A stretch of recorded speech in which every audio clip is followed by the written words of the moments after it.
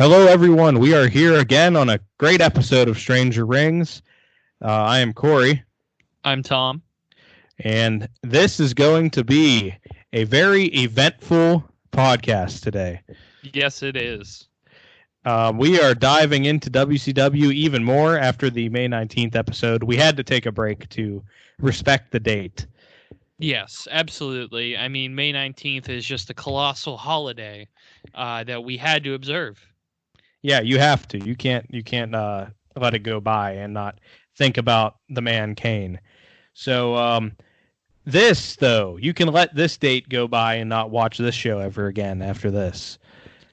Oh, man. This was... And I think this was another show where they tried to push the date, like April 10th, 2000. You'll never forget where you were. I possibly would not forget where I was if I watched this live, because good God... It's, I think the best way I could describe it was I texted you when I first started it. I watched the open segment and then had to take some time off to work, and then I watched the rest of it today. And after the open segment, I just texted you that it was dizzying. Yeah, that's a good word for it. Another word I think that you used was exhausting. Exhausting was, I think, by the time I got to the fourth match that was an hour and a half in the show. Yeah, and these matches, I don't think any of them went over like 4 minutes. No, I don't think so. I'm actually surprised that I think we got to 5 by the end, which is about 4 more than a normal Vince Russo show. Yes, and I mean, we right now, to get into it, that we watched the WCW Nitro Reboot on April 10th, 2000. But to get into it, Vince Russo is a very polarizing figure here in the internet wrestling community. He obviously had a lot of great success in the Attitude Era. With WCW, he didn't have quite as much success as we can see from this show here. Now, Eric Bischoff was involved in the creating of this show partially. I think he was considered to be the filter, which is the word used all the time with Vince Russo. But good God, this show was a mess. Everything there's let me see how many segments I counted. I think like 32 in an hour and 40 minutes because of commercials. Yeah, I had 35. Yeah, there might have been more. I might have counted some stuff like together. I had 32 written down. There's only 5 matches. Yeah, so 33 and a half segments. We'll just go half. There you go. There's just so much happening here. This is, in theory, a decent idea. What had happened was WCW was getting just completely pounded by WWF at this point in the ratings war.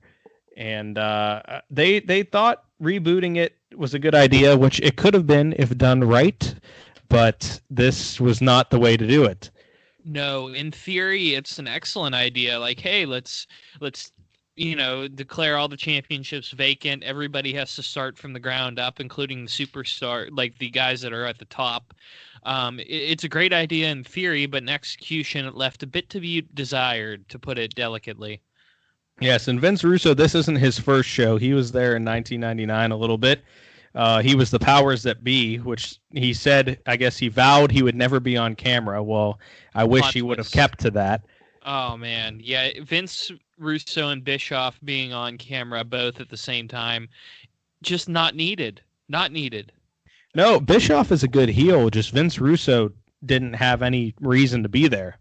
No, and Russo, I'll give him credit. He cuts a very good heel promo. Like, the one that he does on Hulk Hogan at Bash at the Beach 2000 is fucking phenomenal. Like, he does an excellent job.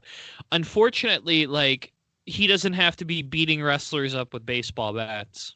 No, and if any of our audience is a big Vince Russo supporter or fan, that is fine. We are just sharing our opinion. And in my opinion, this is the opposite of how we should run television production. So, right, yeah, I am not a fan of this WCW run whatsoever because, like I said, he has had a ton of success, but without that filter, it proves to be a little bit unsuccessful. There's place for him. I think that if he is one of the guys on maybe a 5-person committee, then you can work things out and people can Right. work off of him. I just don't think he should ever be given absolute control of anything. I agree. And, if other people feel differently, that's completely okay. That's up to you. It's just different tastes. And my taste isn't WCW Nitro on April 10th, 2000. And what is going to, there was a couple good things that happened here. There were a few really good ideas. I think there was a couple good things out of the 32 segments, or whatever it was, 35. There was probably like 3 good ones. So we have some positives to look at here. But if we don't, let's just get right into it, because this could be a 10-hour podcast with all this content that Vince Russo was just whipping at us so fast during the show. Which I think is one of my biggest complaints as well, that this could have been spaced out over a month's worth of TV programming, and that includes like Thunder as well. It literally, like, I wasn't able to write quick enough for the segments. I had to pause like 7 times. I took, I think, my least amount of notes that I've taken, and I still took a lot, but like in the past few episodes, because there was simply so much that I decided, okay, I'm going to forget about this because it's not worth remembering. This might have been the most writing I did, actually. I was just trying to keep up frantically the whole time. This was tough. It took me about 4 sittings to get in, and oh man. Like, we start off, like, there were some positives at the beginning. Like, I loved the cool logo that WCW had in 2000 and the scary robot noises that it had in its intro package. Like, that was fun. When you watch the WWF opening, though, and you get, like, kind of the highlights and the characters, you barely got any of that. Like, it was just the WCW logo, which was kind of weird. I do like that logo, and I don't think a lot of people do.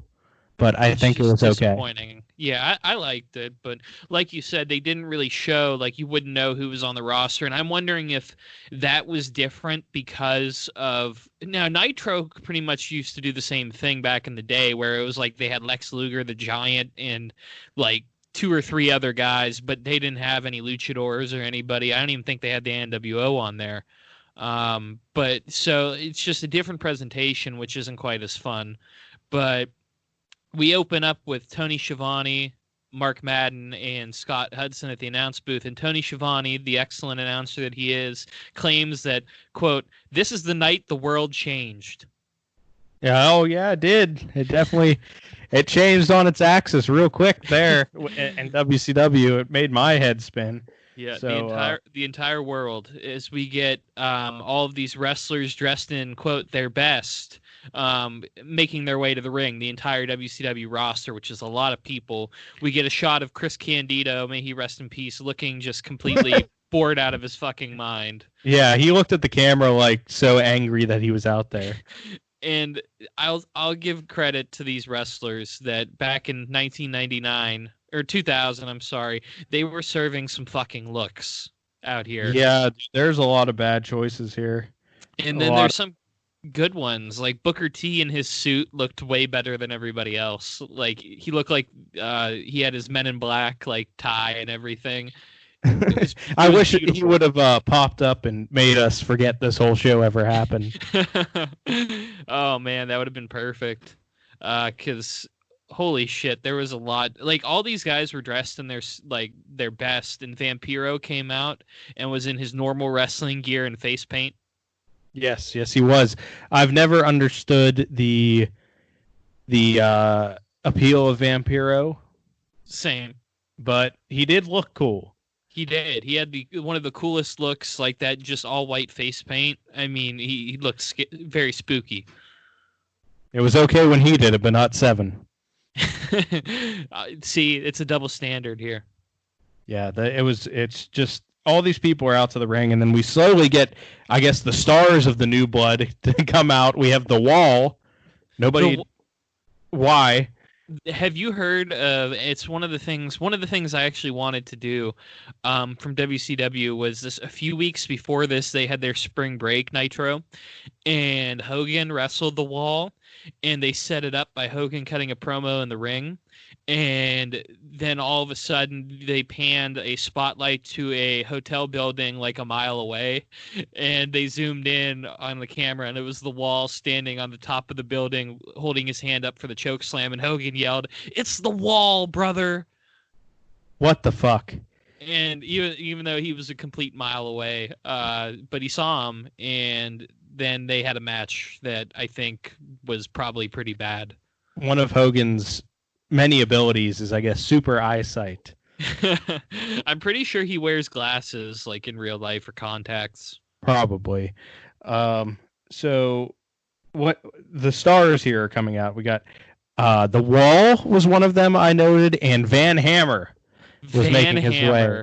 My God, I wrote shout out. He did look like a fucking Van Halen ripoff, though. He had the look going good. He did. I need to find that look because I don't remember what exactly he was wearing, but I wrote a shout out to Van Hammer in my notes. So he looked like Sammy Hagar without the fucking beard. So we got Ernest the Cat Miller in a sparkly dress shirt too. That's a choice. Yes. There. And Jeff Jarrett was probably, oh my gosh, fashion watch. He was wearing a sleeveless orange dress shirt and black slacks with orange sunglasses. Yeah, and he's the chosen one. They make sure for everybody to know that. Yes, he's loved by the powers that be. And then out comes the man himself. We have Vince Russo show up after this. He is not dressed his best. He looks like a fucking slob in this. Why is he wearing a half buttoned up dress shirt with like some like nasty ass black t-shirt and just like jeans? Like he does not give a shit that this is the first time he's going to be on TV. Him and Eric Bischoff both, man, because Bischoff, like, I think wears a leather coat. Like, they're not dressed their best for running the company. At least Bischoff, like, that's kind of his look. He wears the leather jacket. Right. It's just, oh God. So Russo comes out, and my first note was that he sounds like Bert from Sesame Street. Oh, man. Like, he has a very thick New York accent, which is fine. But the fact that it came off nasally, maybe he was fighting off some allergies. I don't know. He could have been. April 10th, that's prime allergy season, brother. It is, and they were out there in Colorado. So he might have been, getting the Mile High Air might have been getting to him. Oh my gosh. He the best part, the worst part was his entrance music was overdubbed by WWE because he came out to Iron Man by Black Sabbath. Wow, that would have been nice if he came out to that. Instead, he had on the redub some kind of generic, like Pearl Jam sounding music. I don't even disappointing, but Russo he starts giving out about the WWF and the good old boys getting rid of him in Power, which, to be fair to Vince Russo, which is not something I thought that I would say in this podcast, but WCW actually got worse when they let him go home in 2000, like early 2000, before he came back this time. They had like Kevin Sullivan and a few other people running it, and they had some really terrible things going on because Benoit had to leave after he won the belt, so they had Sid fight for the belt in like a series of matches, like where he'd win the title, and then I think Nash, who was the commissioner, stripped him of it and awarded it to himself, and then Sid wrestled in a match against the Harris brothers where I'm pretty sure Nash wasn't involved, and Sid won the WCW title anyway. Great. Sounds good. So like Vince Russo, at least he wasn't doing that. But he's out here. He's talking about how they got rid of him in Power. He name drops the Radicals leaving and hypes the new blood of WCW. Yeah, he's kind of just bitching for the first part of this. Yeah, he's giving out. And he talks about how he came to WCW to beat Vince McMahon. which you're not going to do. I'm sorry. Yeah. And, again, he says Steiner was suspended because he spoke the truth. Steiner's always woke. Could you imagine woke Scott Steiner, like super PC? He's just everything Scott Steiner does is just amazing in its own way. Very true. Except the promo he had this night. Oh God, yeah, that was terrible. And so then they have him speak of opportunities for the new blood. All the young guys are going to get showcased here, I guess. Even the ones that don't need to be or don't deserve to be. So that's good. Yeah, I mean, at least we're getting Buff Bagwell and Shane Douglas getting on the card because that really needs to happen. Yeah, that's true. Buff Bagwell. I don't think he was in the open segment, was he? Was he there? No, and I'm pretty sure he's like 38 at this point, and Douglas is also pretty old, yet they're in the new blood. Yeah, they've been Buff Bagwell was a homegrown WCW guy, I guess. So I understand that one, but Shane Douglas was like the world champion of ECW like 7 times by this point. So yeah, it was before he started managing a Target. Poor Shane. Yeah, the franchise though, one of the best names in wrestling history. Yes, and he had some excellent promos too. One of the things that I wanted to talk about too was that his feud with Ric Flair. I don't really understand it. But don't they? They really hate each other in real life, correct? I think they did for a while, and I don't know if they ended up getting over it or what happened. It was mostly, I think, Shane couldn't stand Ric Flair, but I wasn't really sure as to why, and I don't think I ever really understood. But that's where Shane would get on one of the guys that he'd cut down in ECW, and he's cutting promos. He'd say, "Oh, Dick Flair fired me in WCW or whatever." I don't know if that actually happened or not, but he had a lot of vitriol towards Ric Flair, despite the fact that he did a lot of things that Ric Flair did. Yeah. He and Rick, he'll talk about that later in the show. And then you get so the opportunities are being presented, and then we hear "Are you done yet?" come over the loudspeaker, and it is Eric Bischoff, and he is here. Easy, and he interrupts. Mark Madden talks about how surreal that all of this is, and I would agree with him. Yes, this whole thing is surreal. Everything about it. Eric Bischoff, I do like Eric Bischoff. I don't mind him. A lot of people don't like him, but I think he's all right. Yeah, I don't mind him either. He's an excellent on-screen performer, I really feel like. And I feel like if Russo would have stayed off-screen, or if he would have joined just the New Blood, like Russo was the champion of the New Blood, I think that they could have had Bischoff be the spokesman of the Millionaires Club.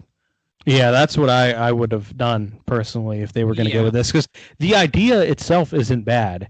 It's just done the wrong way. Right. I guess the guys being pushed are not the ones that are the top talent in the New Blood. Yes, it's I think two non-wrestlers. I think Jarrett. If you do the veterans as the heels with Eric Bischoff, right, and the new guys, like a Billy Kidman, who actually impressed me on the show a little bit, and somebody like Booker T. And, you could have Jeff Jarrett. Then it works out better.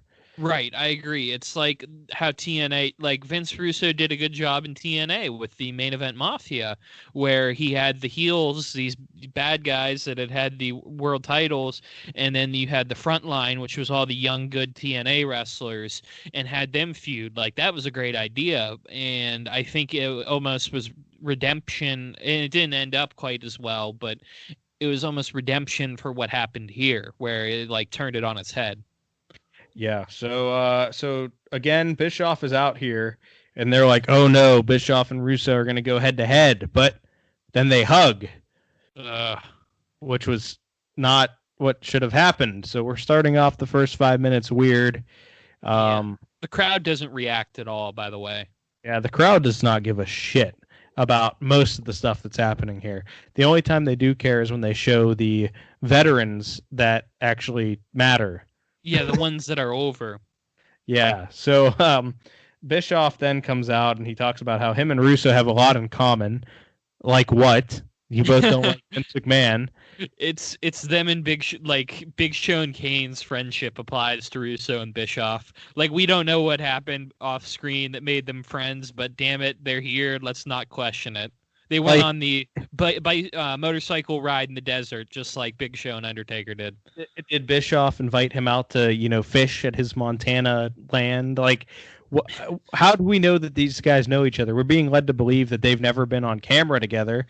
This is the first time. And are we supposed to believe that while Vince was in a different company, he is just hanging out with Eric Bischoff all the time? Like, this isn't the 10th time they've met or something? Right, because Russo came in and essentially was hired in Bischoff's place when Bischoff got sent home.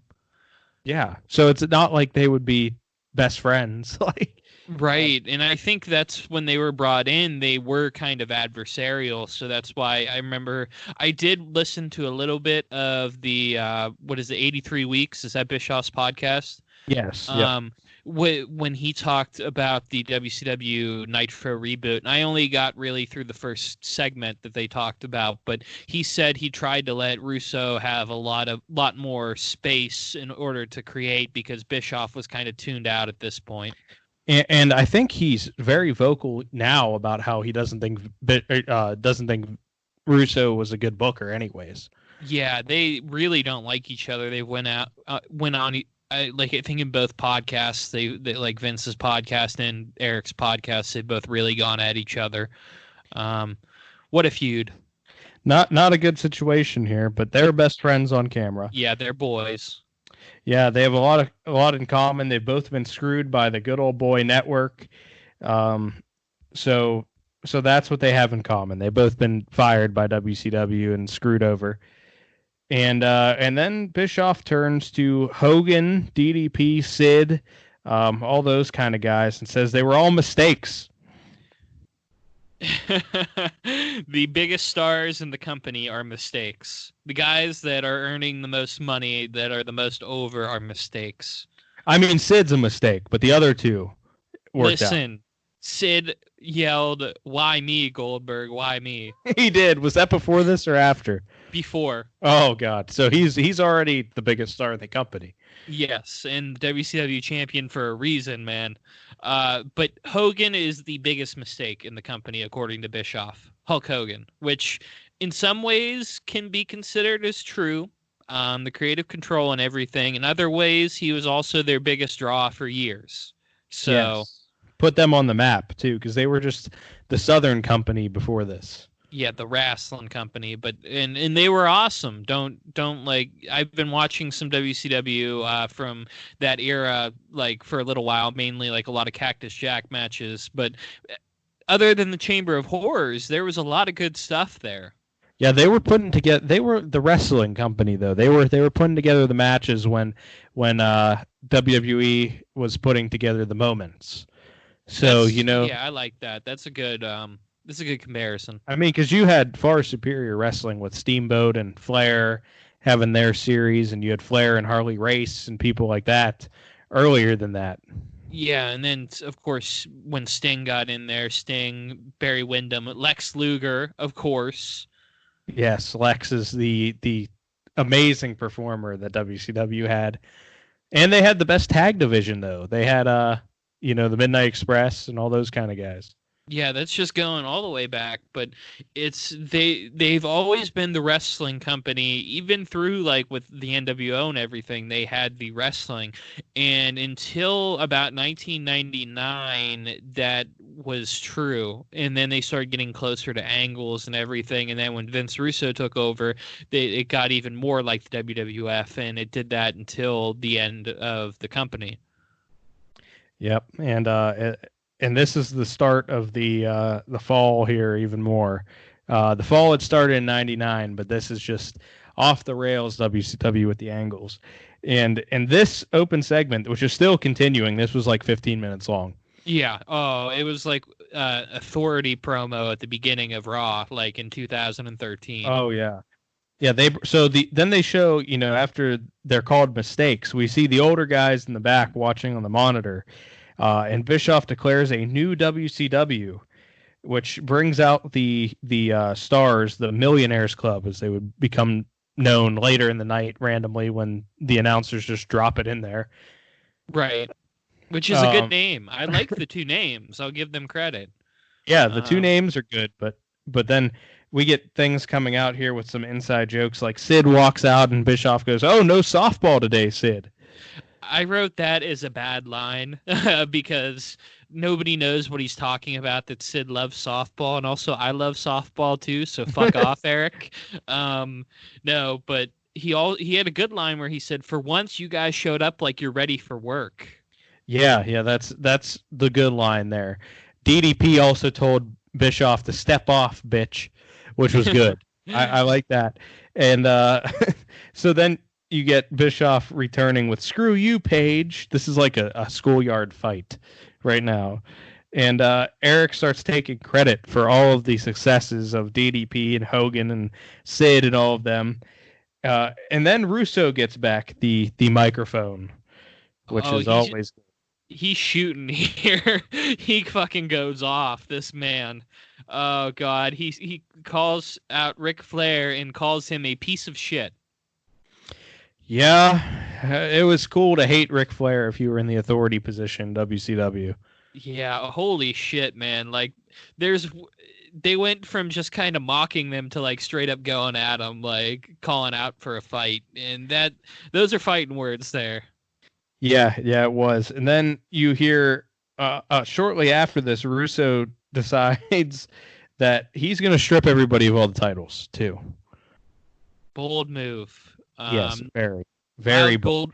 Loud Goldberg chants to that, which doesn't really make any sense, but they wanted to see Goldberg, man, and we get that throughout the show too, because Goldberg would be the prototypical Millionaires Club guy. Yes, he would. Yes, and if he was healthy, he would have made this show 10 times better, because at the end of the night when we get to it, would have been a perfect Goldberg moment. It would have. Unfortunately, he had completely destroyed his arm, so cut it to pieces.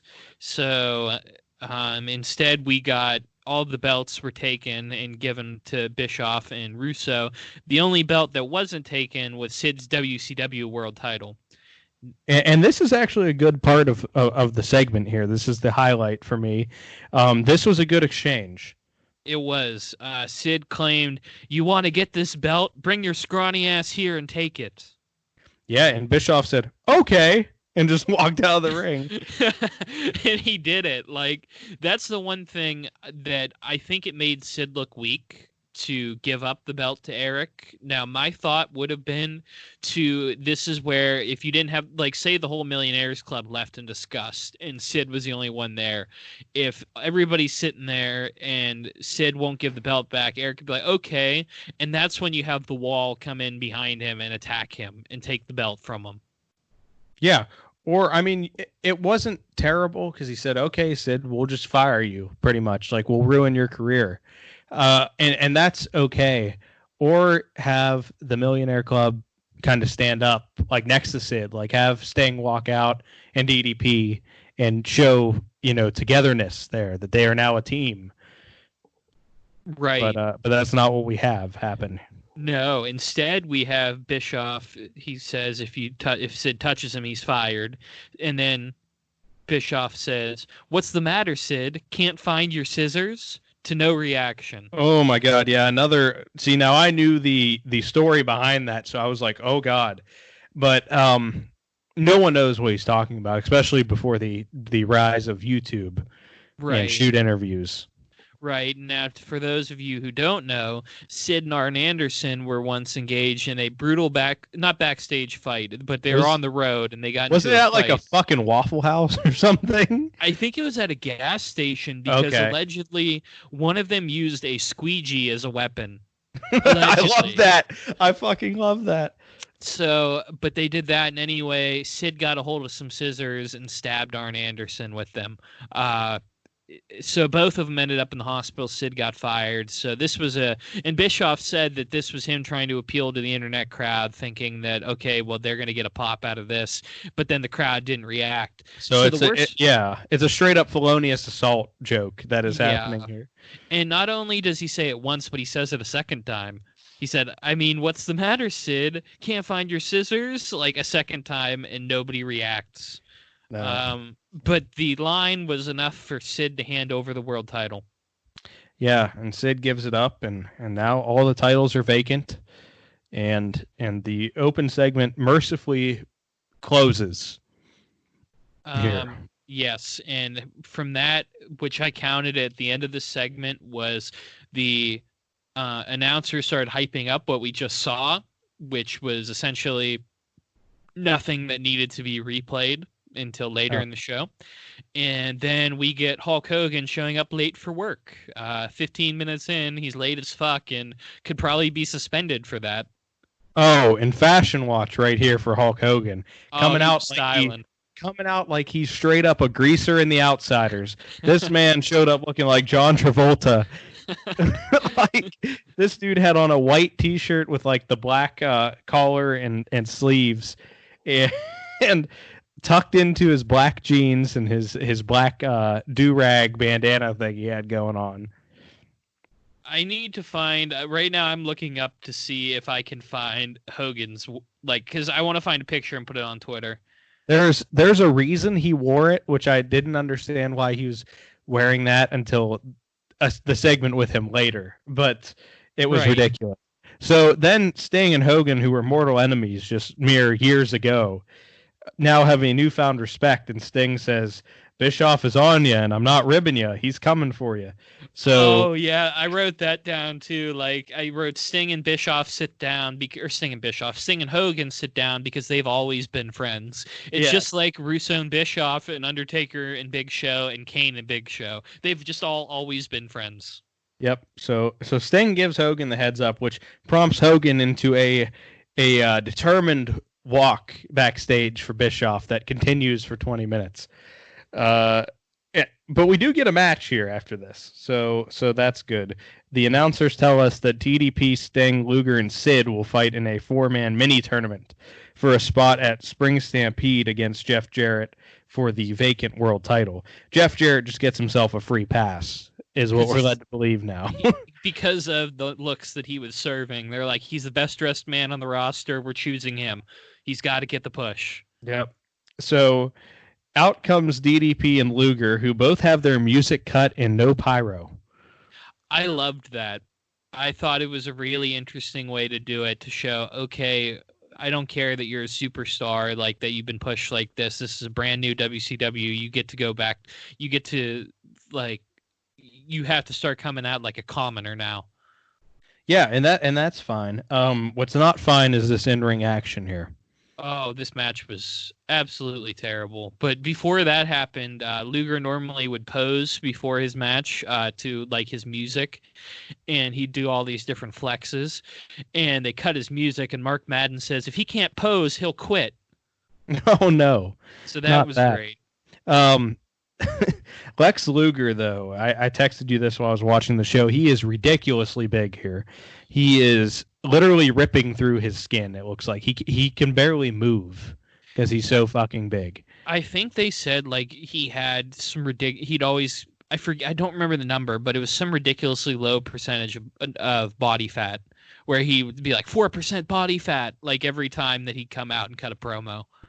Oh yeah, he definitely looks it too. I mean, he's huge, almost to a DK Metcalf level of huge at this point, where he's just at like 2.5% body fat. It's disgusting, man. Like, it's some guys, you should just, like, some people should not be that muscular, and that was Lex Luger at this point. Yeah, it got to the point where he can't like move in the ring, and he wasn't the best wrestler to begin with, so that didn't help. Right. But here we have Ddp and Luger, who trade low blows in this match for some reason. They are both meant to be faces. And there was no disqualification either. No. Luger goes for the back kick low blow like 30 seconds into the match. Listen, And, you got to. It's like a Brock Lesnar Goldberg match. You got to hit your big spots quick, and they didn't have big spots, so they just hit low blows instead. And Luger's not even really over as much as DDP. The crowd loves DDP. It's apparent in this match. They love DDP. DDP does hit a low blow, though, later on, which is questionable. But nothing really happens. A lot of punches and a couple like step over things until we get 3 backbreakers to DDP, which prompts Buff Bagwell to come out with his music and his pyro. Which is, that man loves his entrance. Like, he had a great time with that pyro. He did. He also had a great time talking to both valets that came out with the wrestlers. Miss Elizabeth, right, was with Lex Luger. Yes. And Kimberly Page is out with DDP, and he makes advances at Page before moving to Miss Elizabeth and kissing her. So we get sexual harassment in segment 2. Yeah, keep in mind, Shivani says it's only segment 2. Please don't remind me. Exactly. It was not well, this is segment 3. True, but like segment 2 on the run sheet, I'm assuming. Yeah. 100%. This is not good. So Buff Bagwell, the distraction of him sexually assaulting Miss Elizabeth, causes Lex Luger to be low blowed by DDP. And, the babyface. Yes, and then the Diamond Cutter comes into play here, and DDP pins the total package Lex Luger to move on to the finals. And they cut, there's no celebration or anything because they cut immediately away to Hogan opening doors backstage. Yes, Hogan is on the prowl. He is looking for Bischoff. He's on the prowl. He is out there. He's like, I'm going to find that Eazy-E if it's the last thing I do. And we see that for like 25 seconds. You don't get a chance to breathe or take a second. Then Kurt Hennig is shown talking to Vince Russo. Oh my gosh, I forgot about that. Oh yeah. Okay, I did write that down. We'll get, but yeah, I did write that down. Where he's talking to him, and he was apparently helping Russo out beforehand, which I had no idea that happened. Last time I saw Kurt Hennig, he was with West Texas Rednecks. I'm guessing he said like the power, like he portrayed the powers that be's message for everybody. I guess I don't know. That's what it seemed like. But Hennig asks Russo, "What's the deal?" And Russo says, "You're right. You did help me. And you and Jarrett will fight tonight. The winner will go to Spring Stampede in the world title match. So now the chosen one is going to have to wrestle against Kurt Hennig. The not perfect one anymore because he's not allowed to be. The unperfect."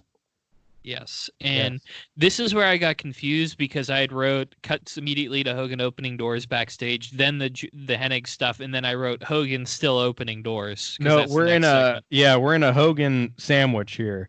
You go Hogan opening doors to Hennig talking to Russo to Hogan still opening doors. It's just completely ridiculous. Like I think we have 10 Hogan segments in total on the show, and 6 of them are of him opening doors. Yeah, and the last one is quite awesome. It is. But speaking of quite awesome, we get the legend himself is the next one to come out. Tank fucking Abbott. Tank Abbott is out here. He does not look menacing to me. Man. I don't know. He looked like he was like, you could tell some people are nice guys. He looked like a nice guy. He had a wild, he actually wrote a book, a semi-autobiographical book, and it was excellent, which was surprising to me because I just didn't know much about Tank Abbott. I know he's having some health issues right now, so shout out to Tank. He's the man. He had a lot of great fights. But yeah, he seems like a nice guy, but someone you wouldn't want to fuck with because he doesn't look like the stereotypical pro wrestler, pro fighter where he's like a Ken Shamrock where he's jacked. He just looks like a bar brawler. Yeah, he looks like the guy you don't want to see at the bar. That's exactly kind of what angry at the bar. Like he seems like the guy that's super friendly and everything, but once something goes sideways, he's just gonna one punch you to the ground.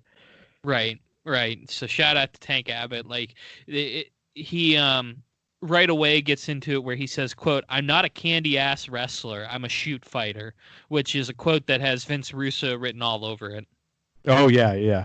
And then Tank Abbott here is gonna have quite the push in this plan because he says that he wants Goldberg, and as soon as Tank showed up, Goldberg got injured, air quotes, and ran away. His way through a door, yeah. Ran away, almost lost his arm. yeah, no, not legit at all. Didn't have to have surgery to save a limb, but he then says he's gonna beat up people until Goldberg comes back, and he gets out of the ring and starts looking around the audience. And I think Mark Madden said, "Oh, I'll pick him. Pick the guy in the white shirt." Like just saying, pull this fan over and beat his ass. But instead, it turns on Madden because Madden is the guy on the end of Tank Abbott's wrath. Yeah, and after all, he did say he was going to, quote, beat up innocent victims. It doesn't matter if you're Mother Teresa or whoever. Direct quote from Tank Abbott. So this innocent victim is Mark Madden, who I was very uncomfortable during this beatdown because like Tank like ripped off his shirt, like, and Mark Madden's a big guy, like really big, so like I just felt bad for him. Yeah, I mean it did make an impact. It definitely left you not liking Tank Abbott. I don't know if I would have had him beat him up, maybe beat up like, I don't know, maybe beat up just a plan in the crowd because you kind of want to keep your announcers on the show. But right. Out of the announcers, I guess I would have picked Mark Madden to be the one beat up. I don't know. Yeah, I guess. Like, because Schiavone and Hudson weren't bad together. They had to commentate all of this, so God bless them for that. But yeah, that's true. And they called it a vicious beatdown, but really he just ripped the guy's shirt off and threw him once and then punched him like 3 times. Yeah, with like very gentle punches too, because you could tell he didn't actually want to hurt him, because if Tank Abbott hits you, you're going to be hurt. Yeah, exactly. So that happens. There's not much really else to say about it because Tank Abbott doesn't show up the rest of the show. But no, I don't know how it follows in the coming weeks, but. Yeah, I'd have to check out. I started to watch Spring Stampede and fell asleep. The pay-per-view right after this. It was pretty bad start, but I didn't see any Tank Abbott here. This is where I had to, after my first time watching this, had to stop because I just couldn't do it anymore. And it was like a few weeks before this, so I just took a break, and as I got back, I got to see Jeff Jarrett bitching about having to wrestle Curt Hennig, and he gave Russo the business. Yeah, that's happened there. And then right after that, there's not really anything to say about that. He's just mad that he has to wrestle, even though that's his chosen profession. But the country singing didn't work out, so this is his second profession. Yeah, and the world's greatest entertainer, I think, was what Tennessee Lee called him too. So him bitching about having to wrestle Curt Hennig did not entertain me. And then we do get a bright spot here in the show. One of the only bright spot in a very dark show, I guess. We get Kidman and Tori shown up, 2 good performers, very good performers. It looks like, as the Fresh Prince Will Smith would have said, they were getting busy in the back for that. Shout out to them. Very cute couple, I guess. But Tori saying, "You sure you want to do this?" to Kidman. We don't know what Kidman's trying to do, but Tori isn't sure if he should be doing it or not. So it creates some intrigue, a nice little cliffhanger for Kidman and Tori. Not much happens. It's about a 10-second segment because we have to go for Hogan looking for Bischoff again, and this time, do you know who he bumps into? No, who was it? The Red fucking Rooster, Terry Taylor. Oh, I didn't see it. I looked down because I figured he was just going to look for another 10, 15 minutes. So I didn't really watch the segment, but I did hear him say, "Where's Eric?" And he says, down the hall to the left, pretty much. Yeah, like he knew it. So we didn't need any of those segments. It could have just been Hogan looking for like the little Hogan Sting being friends, and then we cut the next segment with them is Hogan finding Bischoff. Yeah, we could have cut out 3 segments of Hogan looking, and it would have just been Hogan leaves Sting, and they do their cool handshake, that they have since they're such good friends. And then Hogan says, "Where's Eric?" And Terry Taylor says, "Over there, cock-a-doodle-doo," and then walks away. Then it's perfect, because the next segment, Hogan finds Eric Bischoff, and Bischoff pretty much gaslights Hogan, tells him, "Oh, come on, I didn't mean any of what I said. Like, here, come into my office and we'll talk about it." Just completely gaslights him and invites him in. So we don't know what is said there, but because Bischoff sees the camera and shuts the door in its face, which I like. Yeah. And then another thing I liked about this show was Billy Kidman coming out here, and he is not known as a talker, and by no means was this good, but it was impactful. It got the segment to where it needed to go. Yeah, he definitely talked. All right, he said some stuff. Yeah, he came out and he said that he had been held back by Hogan, and I guess Hogan had some kind of phone interview or website interview where he said that guys like Kidman couldn't draw, the whole he's a little guy, whatever. Yeah, he said that he couldn't draw to a flea market, like if he was wrestling there. So that's a big thing there. Because he said that Kidman says, "I've been used and abused and told to keep my mouth shut." And like this was written really well, but Kidman has absolutely no emotion whatsoever. No, and maybe he was meant to come off as raw, that he's so fed up, maybe. I don't know. I hope, man, because and I love Billy Kidman. Like, I think he's a fantastic wrestler, and he seems to be a really good agent and a nice guy, too. But this man is not a promo. No, but he does get to do some shooting here, so I guess it kind of works. He comes out and he talks shit on Hogan, and he says, "Hogan, I have 2 things that you have never had, heart and talent."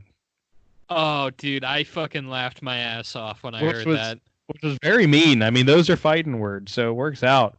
They are, and in kayfabe and in real life, it's not true that Hulk Hogan doesn't have talent. Because in kayfabe, he's a multi-time world champion and has beat almost everybody he's wrestled. And in real life, he also happens to be very talented. Maybe not the best in ring, but that man can invoke emotion. So, yes, so that was a Vince Russo line right there, I feel like. Yeah, and then another mean line coming up. He says that orange tan that Hogan has is from being in the spotlight too damn long. Oh, man, I loved that. I also loved, "Who would know better about drawing flies than a pile of shit like you?" Oh, my God. He was just going hard, though, here. So, I mean, I like that. I like that he's getting he's getting Hogan out here. I mean, that shit's going to draw him out. Yeah, these lines were great, but he was like a community theater actor, like the way he delivered them. He's like, "It's time to see if your balls are as big as your bald spot." Yeah, he said he's very monotone. Yeah, very robotic. He's going through the motions here. I but still love Kidman, though. I just wish, yes. I wish this would have went better for him, because holy shit, like Hogan and Kidman is a feud I never would have thought of, but I would want to see it. Yeah, and I don't know if we're ever going to really talk about Kidman too much, but his WWE song, top notch. You Can't Run, man.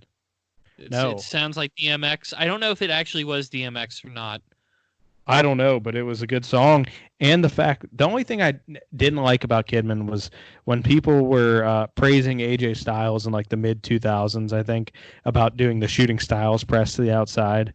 He was like, "Yeah, well, I did it first, and I'm better." Jushin Thunder Liger did it first, bro. He had, he had some line like that, and I was like, just because AJ's, does it better, because Kidman's shooting star is scary. It is.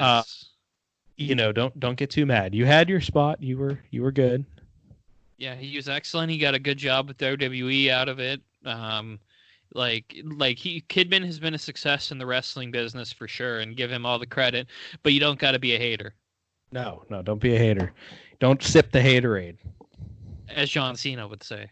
Yeah, and so Hogan comes out after this onslaught of verbal attacks and calls Kidman a punk, and that he gives young guys like him a bad name. And then he called Kidman P-whipped. P-whipped. Can't say it. So we know that Kidman's pussy whipped by Tori Wilson now. And after he just called him a pile of shit, like he's not allowed to say pussy whipped. Oh, it's quite a thing. But that insult gets Kidman to attack. And Kidman puts the big man down in like 4 punches, which is ridiculous. I loved it. I completely lost my shit when this happened, because at the same time as he knocked him down, Shivani said, "The world has turned upside down." It definitely has. Yes, it has. And this ends with, Kidman and Hogan go to the outside. Hogan gets control. Lawn darts Kidman into the ring post. Great. And then they end up going back into the ring, and Hogan hits 10 punches because the crowd needs to count along. Absolutely. And then out comes Bischoff with a chair. And now the crowd was completely going crazy too when this was happening. Like, they love fucking Hogan. And Bischoff ran in, and he looked like he was going to hit Kidman with a chair and was like holding Hogan up for it, but it was like really, really poorly done. Like, he just kind of stood there with the chair for a while. It was like Lockdown 2010. Oh yeah, that was bad. Yeah, it was very bad. It was an awkward, long time to be holding this chair. And for some reason, after Hogan wasn't there, so he didn't see the open segment. So I guess it makes sense that he wouldn't be like, well, Kidman was just out at the ring and is in the new blood. But and Bischoff is also part of the new blood. But I guess since he wasn't there, he didn't see it. Yeah, even though he was briefed about it by Sting, but then Bischoff was like, no, it's fine. I was talking about all the other new millionaires, but not you, though. We're buddies. So I guess that makes sense. But anyway, this is where Eazy-E turns with the weakest chair shot that I think I've ever seen since Rob Van Dam and Lance Storm at Barely Legal 97. Like, you can tell that, and Bischoff said on his podcast, he didn't want to hit Hulk Hogan with a chair. He said, like, I don't want to go out there and hurt anybody, and if I hit somebody in the head with a chair, it's gonna feel bad. So he really protects Hulk with the chair shot because it's unprotected right to the forehead. I think the worst part about it too was, I think that probably would have hurt worse if, since he didn't get to swing it the right way, where if he would have got to extend his arms, he could have pulled it back as he hit him. Instead, he just kind of like swiped it off his head, which was kind of weird. Yeah, it was really strange. Like, you think he could have just given him like a hard shot to the back or a low blow or something like that. Well, when he was picking him up, I thought he was just going to hit him in the back, because that makes sense. Like, Hogan's back's to you, Hogan's this unstoppable force, and you're this office manager guy, you're a GM. So why wouldn't you hit him in the back and then have Kidman, get back on his feet and hit him in the head? Right. Like, they didn't think that one through too much. I think they wanted just the big moment because right from there, they get the chair shot, they sell like the terror, and then Kidman, after this weak-ass chair shot, pins Hogan. With Bischoff counting, too. This isn't a match, though. No, not at all. But they put it over big. Like, Billy Kidman just pinned Hulk Hogan, which is a weird sentence to say. Very weird. Yes, it is. And they leave Hogan bloody. They do. The man is bloody, and Kidman is over here. Yeah, he's a heel now. God bless Billy Kidman for going through with all this. I would have loved to have gotten a chance to talk shit on Hulk Hogan in a promo, like live, especially with the lines that Russo gave him. Holy shit. He made fun of his bald spot. He was one of the only guys that got to do it, probably. Yeah, it was like Kidman and Russo were the only two that could, and Kidman, Russo, and Vince McMahon were like the only ones that could straight up shoot on Hogan. Oh wait, Shawn Michaels too. Forgot about that. Well, he also ruined the whole match with him too, so that he got him back. Beautiful. What is also beautiful is about a half hour into the show, Ric Flair finally arrives to the building. Yeah, the limo must have took a wrong turn, but he's here styling and profiling.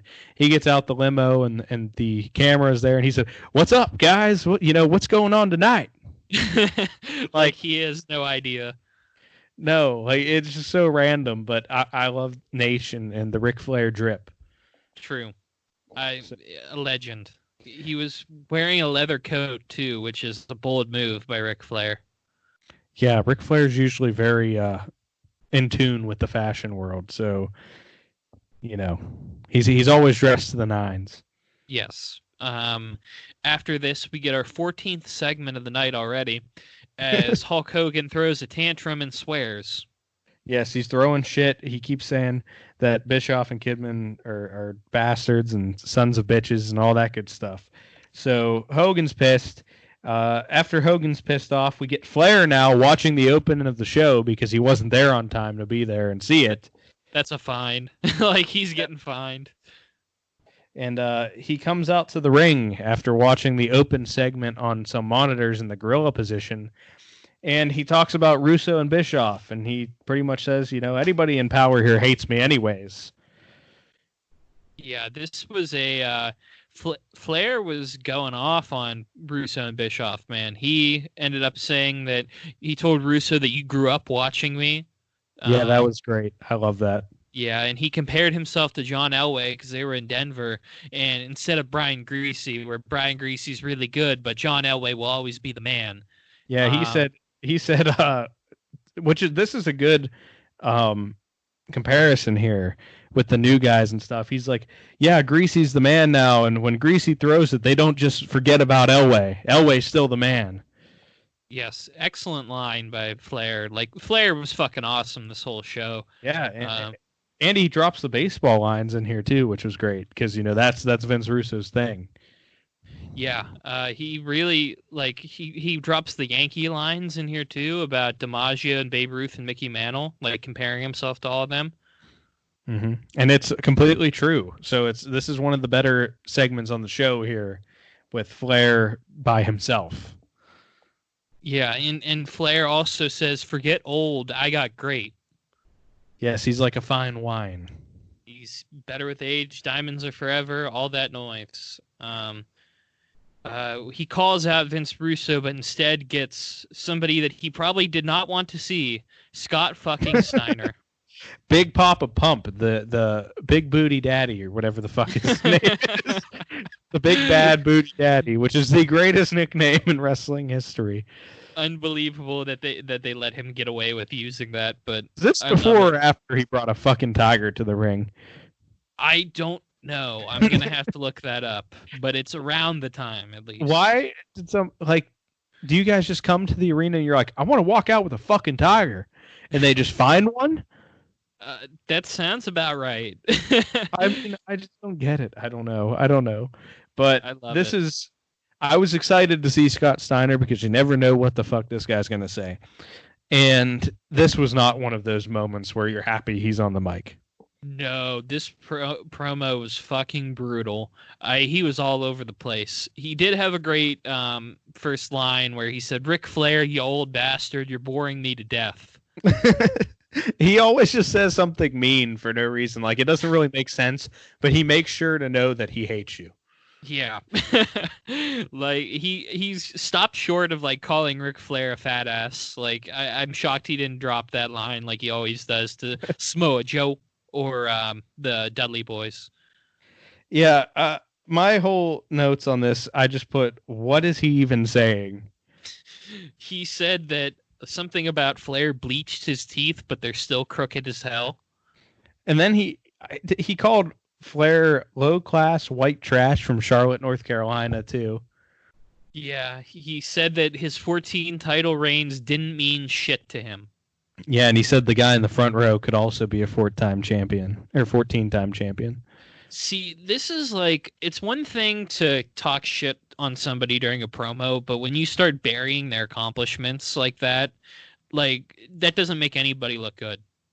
No, and if you want to talk about his reigns, you can just say, yeah, you're a 14-time champion, but you've also lost it that many times or something. Right. Something along the lines where it's still you're saying that they've been very successful, or say, if I was put in your position, I would have been a 28-time champion or something, or never lost it in the first place. Right, because all Ric Flair would have to say, like, would be, well, how many times have you won the world title? And that's all he'd have to say. If he wanted to bury, like, Scott Steiner, but he doesn't, because he doesn't get a chance to fucking speak. Oh, God. He doesn't get to talk because we got a man who is allegedly not under contract to the company who walked out after Russo was kicked out last time. We get Shane Douglas in a Tiger King looking outfit. Yeah, what the fuck was this man wearing? This was like some kind of like cheetah, like snakeskin print looking. I don't even know what it was. Man, he should have just came in with the T-shirt that he ended up wearing later in the show. No, and before this, we got to say though that Scott Steiner did talk with fake teeth in. You couldn't understand what he was saying. He did. Oh my God, I forgot about that. Holy shit, that was terrible. He put in fake teeth because I guess somewhere along the lines here, Ric Flair, his teeth got all fucked up, which I'm pretty sure they're not that bad. Right. But whatever. I mean, it works for Scott Steiner, I guess. God, this segment was a disaster, but Shane Douglas jumps Flair. So that makes up for all the Scott Steiner shit that happened.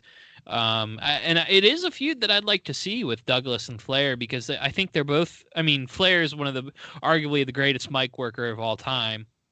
He's at least top 5. And Shane Douglas is, I think, a very underrated mic worker, even though he's not the greatest in-ring guy. Oh yeah, Shane Douglas can talk. He can definitely talk. He may not be the best in-ring, but he can talk people into the building. And tonight he knocks Flair out, which it was kind of weird because you didn't see him put the thing on his hand until the replay.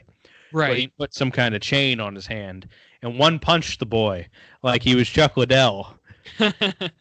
Iceman Shane Douglas up in there with the all he need is the mohawk. Dude, that's what we needed. This is what we needed at this time. We needed Iceman Shane Douglas. Oh man, bring me back. If I could turn back time, I would I'd go in and be like, listen, you need to become an ultimate fighter like Tank Abbott, but you gotta shave the hair, Shane. Yeah. So after Flair is knocked out, we are treated to Kevin Nash arriving. Another late arrival here for WCW. It seems on brand for them to not punish these guys. Like, nobody even mentions the fact that they're arriving late either, where you could be like, that's typical Millionaires Club, arriving late and trying to hog the spotlight. Yeah, but let's be fair to Kevin Nash. He does have an ankle injury.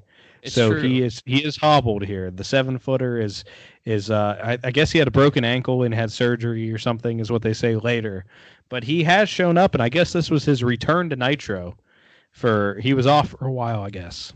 Yeah, so this is a big occurrence here, and what is also a big occurrence is we get Bret fucking Hart in the crowd.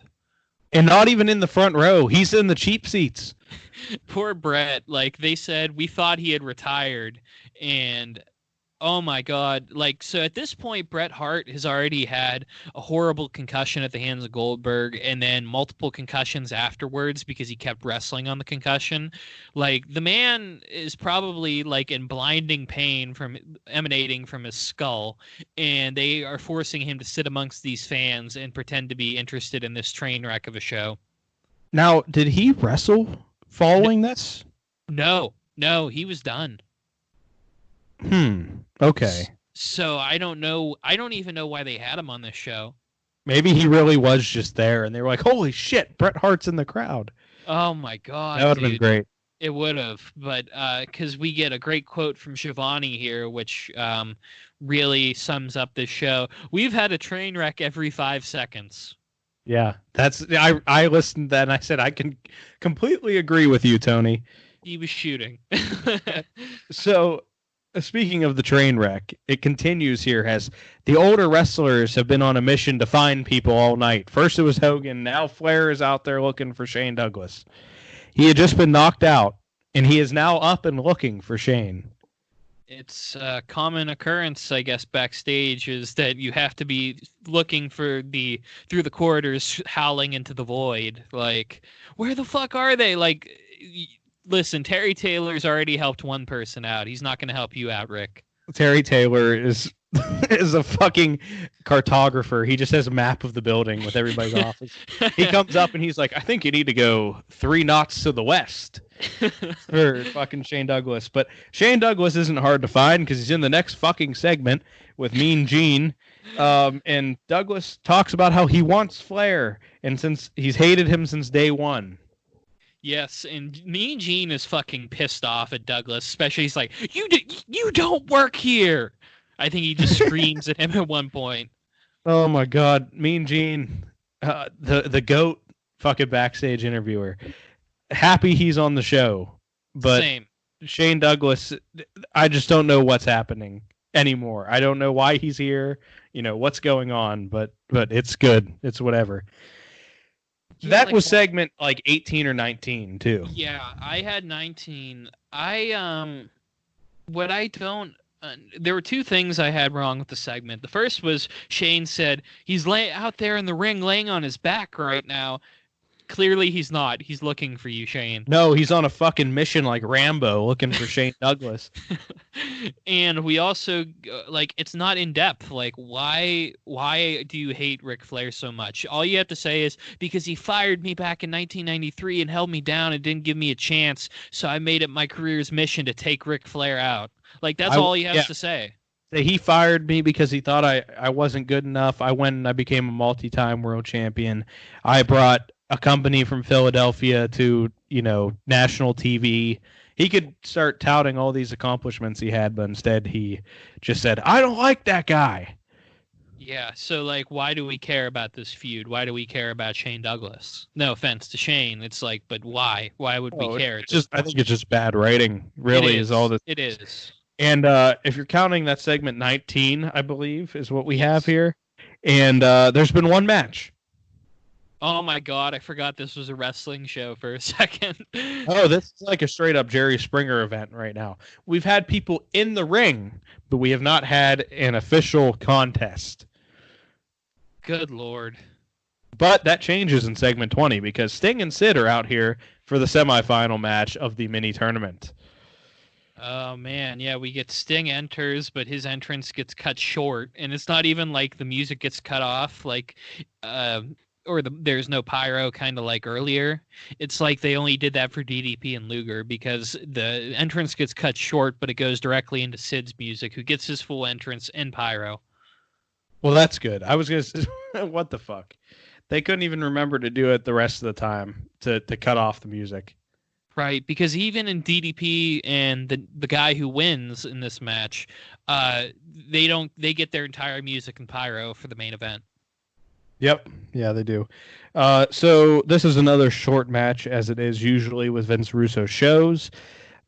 Sting is in control for a while and kicks the shit out of Sid to where he flies up on the ropes, comically almost, for a stinger splash.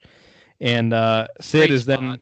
Yeah, it was ridiculous, though. Like, Sid's 7 foot tall, like 300 pounds. Yeah. And he's just getting bounced up with kicks to the chest.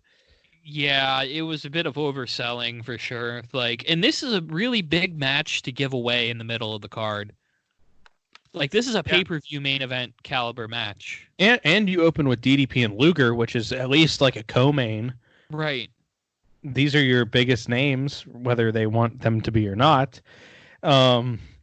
But Sid is sent to the outside after that stinger splash in the corner, and we have a little bit of brawling out there, which leads to Sid dropping Sting on the barricade. And we then finally end up back in the ring. Yeah, back in the ring, and there's a one point, Sting goes for the Sting.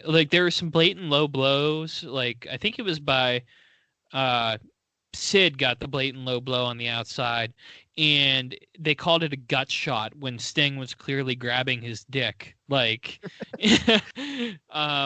So I didn't understand that, why. And I think the reason that they aren't disqualifying people on blatant low blows, because the ref saw it, was the They said it on Spring Stampede that in the new WCW, the rules are relaxed, where there's a little bit more leeway when it comes to countouts and disqualifications. And I wish they would have said that in the opening promo, because then we would have understood why you could just kick somebody in the dick and not get disqualified. Yeah, that would have been another nice thing to have, where he says, we're not going to be, we're going to let some stuff fly now. We're going to, let the boys have more, leeway to do what they need to do. Right. If you have a problem, go fight the guy. Who cares? Right. But no, we don't get that. No, we Instead get we get about the Good Old Boys Network. Yeah, and we get Sid, jokes about Sid stabbing Arn Anderson almost to death. God help this company. Yeah. So Sting starts making his comeback and hits one of the worst bulldogs I've ever seen. Oh, good Lord, it was terrible. And then he just slams Sid's head to the ground multiple times until the only time I've ever been happy to see the wall was to finish this fucking match. Yeah, there's a double down and the wall comes out with a table. The ref gets bumped and Sid hits a power bomb on Sting. Sid, who I think might have been, he was the heel in this match, wasn't he? Because he was getting booed. Yeah, but first, did you see how the ref was knocked out? I'm trying to remember. Oh God. He did the big man kick out of the pin and sent Sting in the air. Right. He landed on the ref. And Nick Patrick sold his back like he straight up spasmed. I forgot about that. That was fucking amazing. That was the most unique ref bumps I've ever seen. I gotta say, it was ridiculous. It fit with the show well. It did. And so the wall comes down with the table, sets it up. They don't even give a fuck. They're just letting him set this table up outside. And then he gets up on the apron and lets Sting get put in the power bomb and lets Sid hit it before hitting him.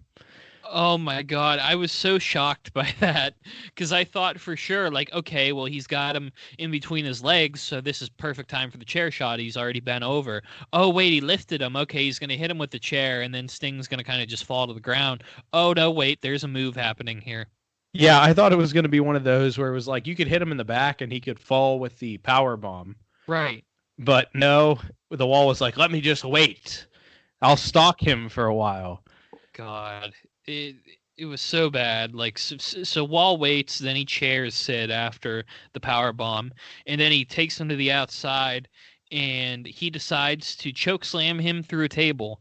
But there's no slamming going on here, man.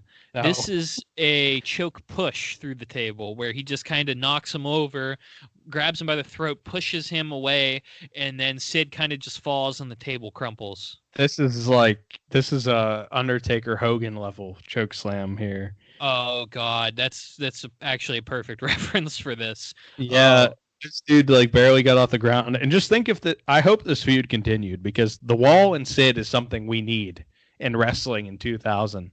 The Battle of the Choke Slam, brother. I'm going to bite the bullet and watch more WCW from this era. I'm going to try my best at least, and I want to see what happens with Sid in the Wall. So Sid in the Wall has laid him out with the bad choke slam through the table for Sting to win by countout here in a semifinal match to advance to fight DDP later in the show. Winner goes to Spring Stampede. God fucking damn it. Why wouldn't they just have the Wall come in and attack Sting so Sting wins by DQ? Instead, this makes it look like Sting, both of the wins, with these guys coming out, DDP and Sting, who are the baby faces, getting these cheap wins. Why they look like they're about to become members of the New Blood because they're heels. Yeah, it's very weird. There's no rhyme or reason to it, I don't think. Just that they want the New Blood to come out and kind of ruin everything that involves the older guys. Right. And another thing that happens with the older guys now is after this match, Flair calls out Douglas. He's back in the ring. He is shaken off the blow. He didn't bleed, which was incredible. Yeah, that's shocking because normally, Ric Flair didn't bleed throughout this entire show, did he? No, I don't think so. That's rare. Wow, this is a historic achievement. So Flair talks about Douglas briefly. He says that Douglas has been trying to be him for a decade, which is a fucking great line because it's savage. True. Yeah, absolutely savage. And he's pissed off. I didn't write a whole lot about I think that was the only highlight, really. Yeah, and then he hit the Diamonds Are Forever, and so is the Nature Boy, and challenges Douglas to a match. And Tony Schiavone says, coming up next, I don't know what the hell is going to happen. Yeah, neither do I. But I do know that Hulk Hogan is still mad and still throwing shit backstage 30 minutes later from the first time we've seen this.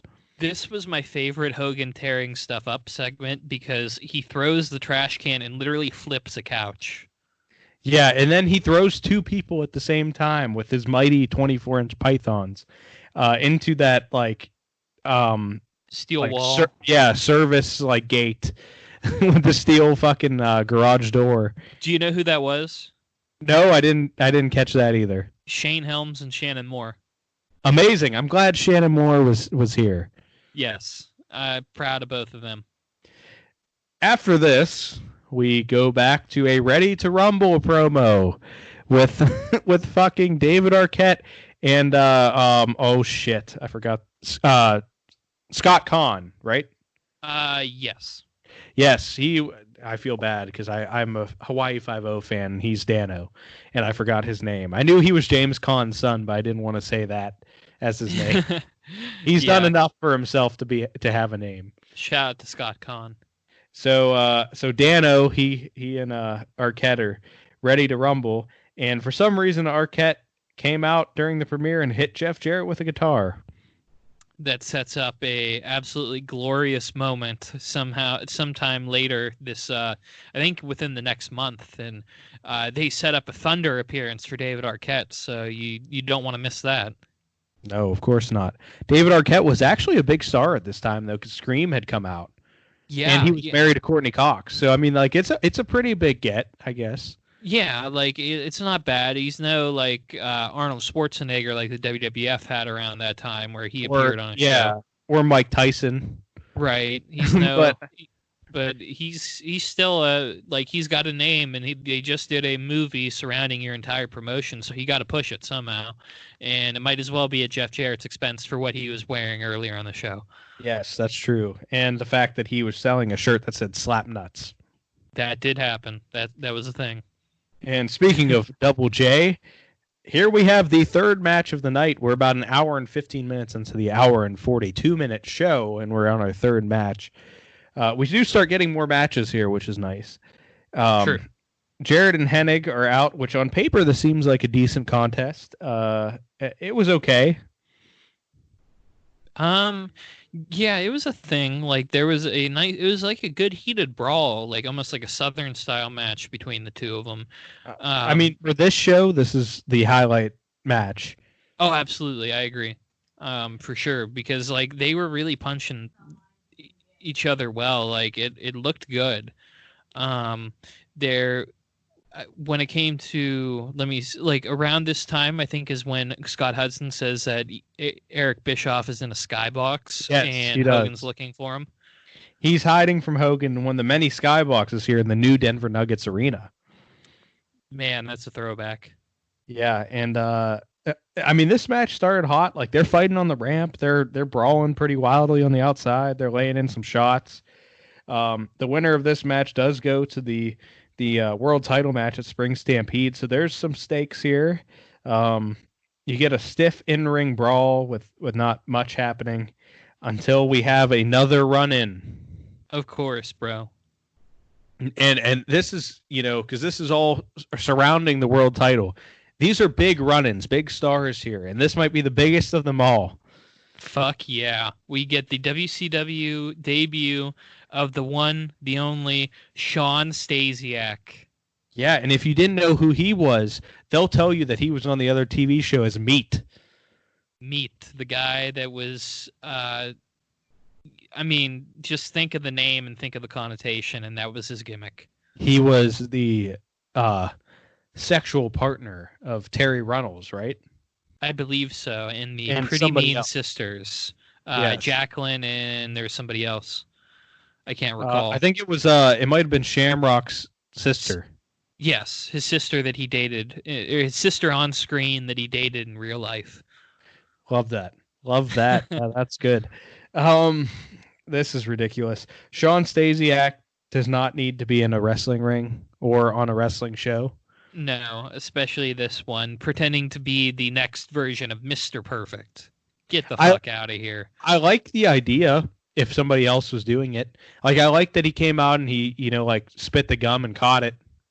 Right, like that was cool. It was like it's not quite the Luke Gallows Kane thing going on, but they did something. I mean, that's an easy feud to build if you have somebody that's good. I mean, just he's more perfect than Mr. Perfect. Right, but I think the biggest issue is all of these guys that are interfering are trying to steal. Like, because I think what was it? OSW Review did a thing on the David Arquette stuff, like a story arc, and they said it best where it's like all the guys in the new blood, instead of emerging as these new stars, they're just simply trying to take the older stars' gimmicks. So like the Wall is trying to be the next Sid Vicious, Sean Stasiak's trying to be the next Mr. Perfect. I guess Billy Kidman's trying to be the next Hulk Hogan. That one doesn't work as well. No. Yeah, I don't think the Buff Bagwell one. At least he had a personality already. True, but I mean, he's still like trying to be like the total package. That's true. Yeah, because they were talking about how jacked he was when he came out. Yeah, so it's tough, but especially like you said, Sean Stasiak's just not skilled enough to be the next Mr. Perfect, and he shows it by going for, after a distraction and a ref bump, going for I think an F5. Oh, it was some kind of move with a terrible botch. Oh, that's all man. I knew. It was some kind of botched move to set up the stroke by Jeff Jarrett. This wasn't the first time this was the first time he did this move, but it wasn't the only time. Like, I think he kept this move for like a month. Oh God, I wonder if he ever hit it clean. I'm gonna have to. That's gonna be like a white whale trying to figure that out. I gotta go through these nitros now and see. Just such a terrible reason. I mean, Sean Stasiak shouldn't have been here. Whatever. Jeff Jarrett hits the stroke and wins. Jeff Jarrett's going to Spring Stampede. Fine. Whatever. But do you know who would have been better in this role? Anyone? Rob Conway. Just Me? look at him. Anybody? I was thinking Rob Conway, but yeah, anybody could have done this better Rob than Conway, fucking, I don't know, anybody in the damn new blood. Yeah, like you let Booker T run in at the end of the show instead of having him like run in on Kurt Hennig or have him run in on Hulk Hogan. Like, could you imagine Booker T doing the promo that Billy Kidman did? Oh yeah, I mean that would have been great. See, that's the person. This whole thing should have. You can center most of it around Jeff Jarrett because he's talented enough to carry some of it, but you can also the two big guys from this should have been Booker T and Jeff Jarrett if you were going to do that. Right, and that's who Russo ends up pushing hard, but not through the new blood. Like the new blood kind of dies out, so it doesn't really like the storyline's just a disaster, man. Because you could have had DDP and Jeff Jarrett at Spring Stamp or DDP and Booker T at Spring Stampede, which would have been a better match probably than Jarrett and TDP. Right. And that's the thing, like Booker T was put in the new blood, but he was pretty much a baby face at that point. So he had to turn heel to join the new blood. Like, it didn't really make any sense. It's just like, where the fuck is Booker T in this whole show? Until the end. Yeah, I mean, and Ernest the Cat Miller too. Like, he was one of the guys that entered himself during the open segment, but he's not shown until the end either. Right. It's just, it doesn't make any sense why they don't show up. But like guys like Van Hammer isn't here. Where is Van Hammer?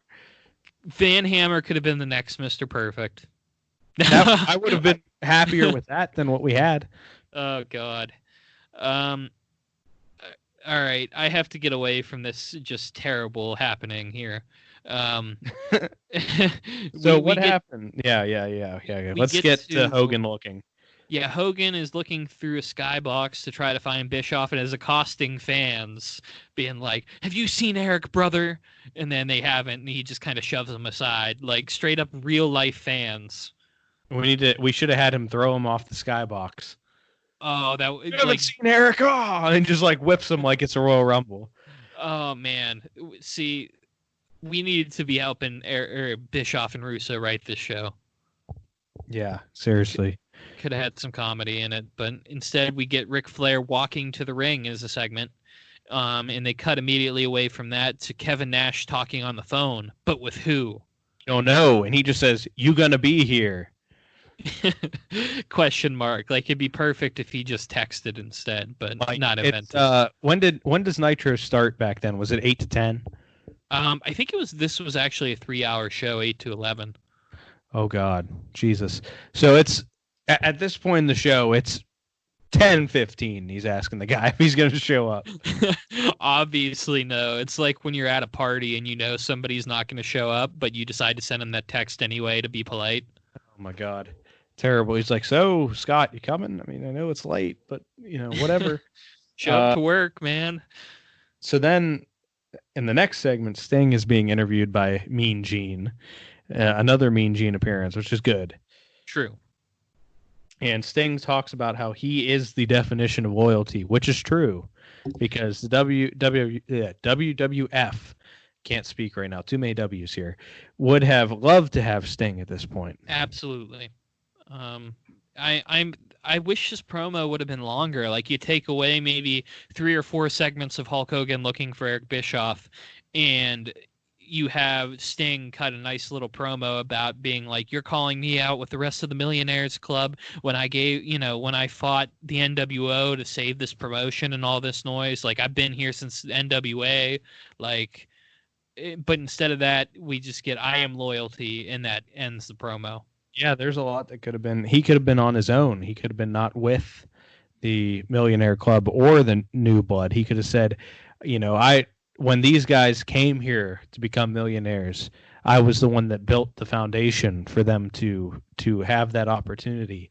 But instead, we had "I am loyalty. It's showtime," and then him walk away. Yeah, disappointing. Just very disappointing. We get Ric Flair, the next segment. This is the 30th segment of the night I have written down. So we're almost there. We're almost at the end, folks. It's getting there. Yeah, so we get Ric Flair coming out with the in his street clothes, which is like dress clothes, and he hands his Rolex to an attendant at the ring because he's ready to fucking fight. Yeah, this was a good heated segment, I guess, yeah. where both guys show up in their street clothes. Shane Douglas wearing the Tiger King special coming down. Yeah, he's looking a hot mess. But we get a big schmoz to the outside. There were some nice punches thrown. Like, these guys were really going at it. I actually would like to see more Flair and Douglas after this, little fight here. Right. I would have liked a cleaner end or without the run-in that happens, but we get the most blatant low blow ever from Ric Flair, where he poses his arm under the groin of Shane Douglas and holds it there for a few seconds, and then he gives him the big uppercut. Yes, he does, and he also hits a lot of good stiff chops here. He ends up taking Douglas's clothes off enough to reveal his chest so that he could chop the shit out of him. It was a great move there. The promos didn't get it over, but this is one of the few bright spots of the show where okay, I could see that these two don't like each other. Yeah, this was one of the better ones until Russo, the third. I don't know what if he is anything, but Vincent Russo is here with a baseball bat, and he comes down and hits Flair with it, and then gives it to Shane Douglas, who continues the assault. Why? There's hate no this. fucking reason. No, absolutely no reason. Why does Russo have to lay out Flair? Why can't Russo run in and just toss Shane the bat? Or better yet, why can't Shane just break a bat out from underneath the ring and beat the hell out of Rick with it? Yeah, I mean, let it be a straight fight until he grabs the bat, and then that's the equalizer, and he gets the pin that way. But instead, we have Russo do it, and then crotch chop over Ric Flair and take his Rolex. Yeah, it makes Shane Douglas look like a total tool. Like, oh well, I'm not anything. It's Vince Russo. This is the cool guy. He gets to beat up the wrestlers. Yeah, and still just Russo, like, he doesn't look like somebody that's going to be a star. Like, Bischoff looks like a dude that's going to be a star a little bit. You know, like, you can get behind him being the heel manager. Vince McMahon always came out in his suits and emanated that he was better than everybody. Vince Russo on this show looked like a man in the crowd. Yeah, just wear a fucking suit and tie, dude. It's not that hard to come across as professional. I mean, and you don't even have to wear the suit and the tie, but just come out as somebody that looks like they, you know, are showing up to work. Right. Where I understand he wants to be more of like the cool, like everyman kind of thing, but wearing a half button up shirt and just looking bad, or wearing Yankees jerseys like he did all the time, I just don't understand how that's supposed to emanate any kind of, you know, what he's portraying. Right, because if you want to be the boss, you got to look the part, at least. You got to emanate power, like you said, and it's not what like, in his actions, like, yeah, hitting Ric Flair with a baseball bat or whatever and stealing a Rolex, it's fine, but what happened? What if Vince Russo wore a Rolex out to the ring and, like, held it and then destroyed Ric Flair's and said, mine's better? Yeah, that's what I was going to say. Like, why didn't he stomp the Rolex, or, you know, hopefully he wore it for weeks to come, but usually those things kind of get dropped. Right. Yeah, I have no idea what happened with that, but I hated all of this. Like, there's no need for, I think, Bischoff or Russo to be on the show at all. No. And all these guys that he is putting out here are not over for the most part. I mean, Jeff Jarrett's over as a heel. To a point, like, but he's like upper mid card over. He's not main event, and like, wouldn't they get more, like, if Jeff Jarrett came with a bunch of heels and he said, "All right, we're sick and tired of this. We're the new blood. We're the ones that are taking over from this millionaires club." Wouldn't he get a lot more over than Russo and Bischoff saying, "Hey, now you guys are the new blood because we say that you are"? Yeah, it's definitely weird. The only pops of the night, really, for anything are with Ric Flair, Hulk Hogan, Sting, DDP, and then you're going to get one here with Nash as he comes out. But those are like the really only spots where the crowd really gave a shit. Right, because they've been booked to be jokes for so long. Like, they're mid-card guys is what they're booked as, so why would we care about them? I just don't know. But Nash is out here now. It's his return to Nitro. And he has his broken ankle, but he makes his way to the ring with the Wolfpack music. He's over. He is 100% over. He might have, other than Hogan, I think he's the most over guy on the entire show. And people will give Nash shit for his in-ring stuff, but dude's always been over. Right. Yeah, and the man can talk too. Like, he can talk people, maybe not into the building, but like, as the NWO, he was a hell of a draw. Yeah, and he talks, you know, this is a great promo here for him. It was. He's alluding to Scott Hall coming back.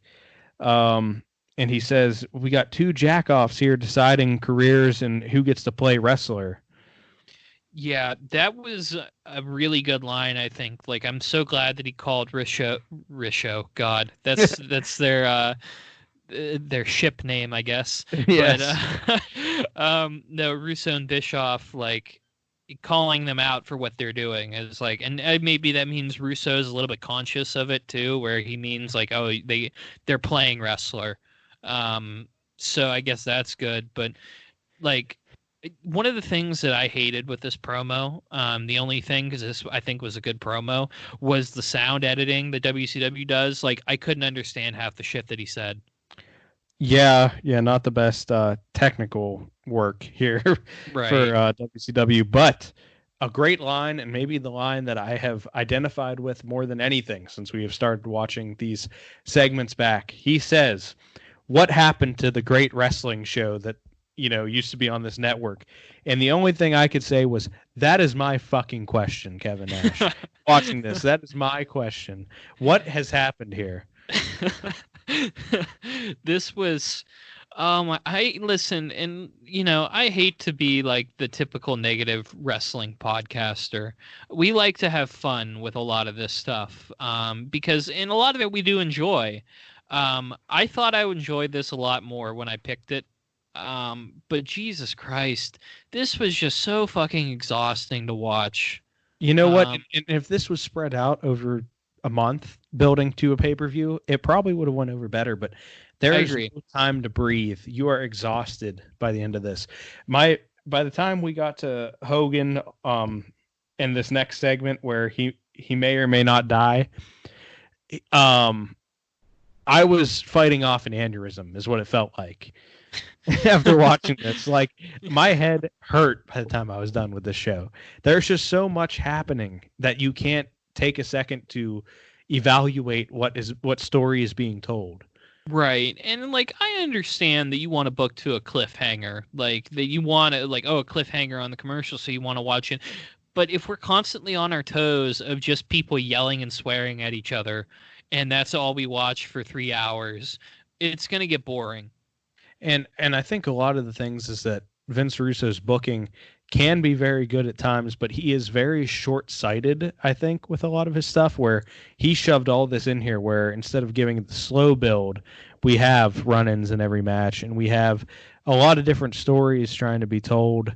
And I do like shows that, like, if there's a Raw or one of these WCWs where they tell one story throughout the show, they can be very good, but this was done so much that it was hard to follow. Yeah, it was a little too self-indulgent, I would say. Not a little too, way too self-indulgent. It was car crash booking, but it didn't have to be. Like, you could have spent more time on the wrestling matches and then had these angles surrounding it. Pick your, I don't know, like, out of your 25 angles you ran that show, pick the 5 best ones. Like, the next 2 that we really cover are really good angles, and then like the Flair and Douglas stuff, and then the reboot, and like pick 4 or 5 of those and run with those, and then the rest devote to wrestling because it's a wrestling show at the end of the day. And then you can add the rest of the shit that happens over a month's build, and that way you build to a pay-per-view. Yeah, I mean, I'm not gonna, I don't want to be negative about it. I did have fun just thinking about when I was watching it, what we were going to say on here, because I agree. I knew there were some things where I was like, this is just too good to be true. But some of the stuff that was happening, like this next segment, which is the funniest thing I have seen since we started doing this. True. But before that, we get the Mike Awesome segment part of this segment. Yeah. Yeah, I forgot Mike Awesome was there. He's the 70s guy. I'm going to give a cheap plug to the podcast that technically this is coming out. It'll actually be the same day, technically. In 2 places at once? Yeah, I'm Rick Rude in this bitch right here. I will be appearing on the New Blood Rising podcast, which is New Blood perfect for what's going on with this podcast. But I will be covering a Perfect 10 match, which is Mike Awesome, Masato Tanaka at ECW One Night Stand 2005, and it was a hell of a time. I had a great time on there, and I'm so fortunate that I was able to appear on the podcast. And shout out to the New Blood guys for really helping get the word of our show out as well, because we really appreciate it, man. Yeah, we definitely want to shout them out. They got some awesome stuff coming out like all the time. Definitely a podcast to listen to also. If you like some of the stuff we're talking about, they cover a lot. They have a lot of content. Yeah, their first season, they cover all of this Russo stuff too. God bless them. Yeah, I mean, good for them, because I don't know if I could do it. Yeah, I would probably cry. Like, this was fun for one show, and it'll be fun for the worst of wrestling matches. But good God. Oh, shit. Yeah. Well, I mean, it's going to be awesome for you to be on there. I can't wait to listen to it. And there was something else I was going to say here, and I completely forget now. Shit. Damn. It was something good, and I can't remember. Is it about Mike Awesome? Yes, it's about Mike Awesome. I didn't mean to scream. Okay. Mike Awesome. That match, hell of a match. And I was 10 years old watching ECW One Night Stand because we had just got the DVD. But that was a hell of a show, and I don't know why my parents let me watch that when I was 10. That's what I was saying. Like, I got an ECW DVD, like ECW Most Extreme Matches for Christmas, and that's where I'm pretty sure that's where I saw Awesome and Tanaka the first time, and I'm like, what the fuck is happening here? Dude, that match for being like, I mean, what is it, like 8 minutes long? Like 12. It's like Really? Because there's a lot in there. There is, like, it's nonstop action, almost like a Vince Russo show.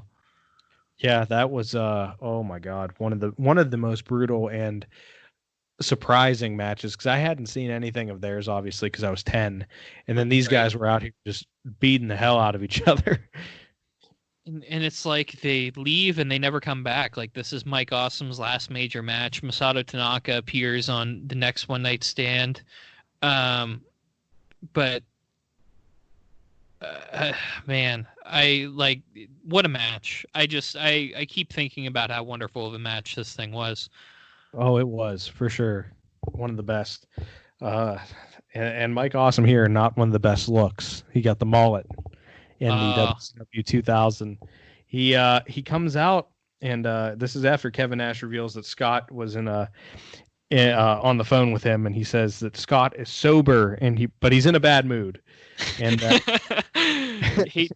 shout out to Chief Keef, hate being sober. Yeah, seriously. He's like, I'm sober. I don't like this, but I'm coming back. And Hall and Nash says Hall and him made Bischoff and Russo, which is pretty much, true. Yeah, to a point, it definitely is, because Tony Schiavone backs it up by saying, we're shooting here. Yeah, and he says, Nash says, bring your bats, bring your chairs, and bring your balls, which was great line. Quite the line. And that prompts Mike Awesome, the ECW champion at this point, to come out and take Nash out. And he says he's back, but he kind of sounded like he doesn't know how to speak. Yeah, Mike Awesome, as great of a wrestler he was, and with a great look and everything, was not a good promo. Yeah, and he was like, oh, Russo and Bish are back. I had to be here. Yeah, it's an opportunity I can't pass up. I think that's what he said, because the sound editing was so terrible, but at least he broke the crutch over Nash. Yeah, he did. So, I mean, a little bit of impact there. This could have been treated like such a bigger deal, because like they said, it's the ECW champion in their ring. He's with another show. What happens if he just doesn't speak, if he just stands there and flexes? Or if he has the ECW title. You see, this was a huge thing. Like, they weren't allowed to show the ECW title. Like, there were rumors that Awesome was going to come in and throw the ECW title in the trash on Nitro. So Paul Heyman had a federal injunction filed on them where they had to announce that he was an ECW champion and that he had a title defense coming up, and they couldn't disparage ECW on the air. Yeah, I mean, I think it would have been better if he didn't say anything. The way you're saying it, but I mean, that's a pretty big get for them at that point. It is, and the fact that they managed to fuck I almost said Mice Awesome. Mike Awesome. The fact that they managed to fuck him up is just amazing. It's incredible. And a very talented guy, but what a bad gimmick. Yeah, that 70s guy and then Fat Chick Thriller. I'm probably going to cry in this next segment because I keep looking at my nose. My notes. At my notes. Neither of us can speak now. We're dying. But Hogan is on the phone in his limo, and he's pissed. He's talking to his lawyer or something, and he says, I'm going to sue Billy Kidman. Did you hear what he said about Bischoff? Yes, I did. I rewound this 3 times. I made my girlfriend listen to it, and I said, what do you think he said? And she confirmed what I thought. And then I put on closed captions just to see if I heard, him misspeak. But I didn't. This motherfucker here, Hulk Hogan, said, he said, and I quote, and Eric Bischoff, I'm going to eat his ass. And what the fuck? Why? And I just said, I just paused and I said, what the fuck did this guy just say? what's he gonna do to Eric Bischoff? And after leaving that offer out there to Bischoff for Hogan to do that to him, he gets run over by a car. Bischoff hits him with a fucking car after he just said that he'd do that for him. This is one of the top 10 moments in pro wrestling history. I literally had to put on closed captions because I was like, there's no fucking way he said this. And nope, he said it. He said, Bischoff, I'll do it. I'll eat your ass. This redeems all of the bad things that were said about Vince Russo and Eric Bischoff and the people that wrote this show. This redeems it here. Holy shit. And nobody wrote that. He just said it himself. Oh my god. Unbelievable, and it does surprise me. Hogan was a fucking trendsetter. I mean, people started doing that shit 5 years ago and it became a big thing. But he was out there doing it to Bischoff way before. Oh god. Yeah, this was a train wreck, like Tony Schiavone says. Oh my god. And they combine it with the white Hummer, which was a storyline in 1999 where Kevin Nash's limo got hit with a white Hummer and nobody knew who it was. And then it was a black Hummer that hit it. Like, they changed the color mid-storyline. And now they have Hogan talking about eating ass, getting hit by the white Hummer, and it not only hits him once, but it rams into the limo multiple times, and we see immediately that it's Bischoff and Kidman. There's no cliffhanger. We just know it was Bischoff and Kidman try to commit vehicular homicide on Hulk Hogan. I did it for the Wow. What? Segment 32, straight fire. One of the best promos I've ever seen. Unbelievable. This is up there with Abdullah the Butcher getting electrocuted, no selling it, to beat up guys with white baby powder on their faces. Oh, I cannot fucking believe that Hogan said that. Oh man. And then Hogan, oh god, Hogan's on a stretcher after this in the next segment, and Bischoff and Kidman come over there and spray paint him with NB like it's the NWO. So good callback. True. Oh, how weren't they arrested? Mercifully, he is off the show now. After his 10th segment, he's written off, and I wonder if he appears at the pay-per-view or not after getting stretchered out. I don't even know. I can't believe that happened. So we finally get to the main event of the evening here to determine who will go to Spring Stampede for the vacant world title to fight Jeff Jarrett. DDP and Sting both have music and pyro. Well, Sting just has music. He doesn't get pyro. But disappointing. Jeff Jarrett does come out and he's on commentary though. Yeah. I wrote that they've gotten me too upset to watch Sting versus DDP. Like, I mean, the show peaked with Hogan and Kidman and Eric Bischoff. After that, like, that should have been the main event, and they should have kept Sting and DDP for the pay-per-view. Because, I mean, how can you follow such a tremendous segment? You can't. Nothing big happens in this match. I mean, there's just some decent wrestling. You know, there's a Stinger splash and a Scorpion Deathlock attempt early. You know, both punching each other at the same time, you know, a little bit stiff. DDP hits a nice belly to belly. I mean, nothing else really to write home about. No, and until we get Jeff Jarrett randomly decides to go after Kimberly Page on the outside. And so DDP immediately, to a huge pop, dives out of the ring and gives Jeff Jarrett the hands. Like, he fucks him up. But meanwhile, as this is happening, we get, you guessed it, another run-in. And the story in the run-ins, I guess, works because they have the announcer say every match that has world title ramifications has had a run-in, which it's like, okay, so the group is doing that. You know, there's a little bit of a story there. It's still overdone, but there's a story, I guess. Right. But this run-in is Vampiro, who lays out Sting with a spinning heel kick. Yeah.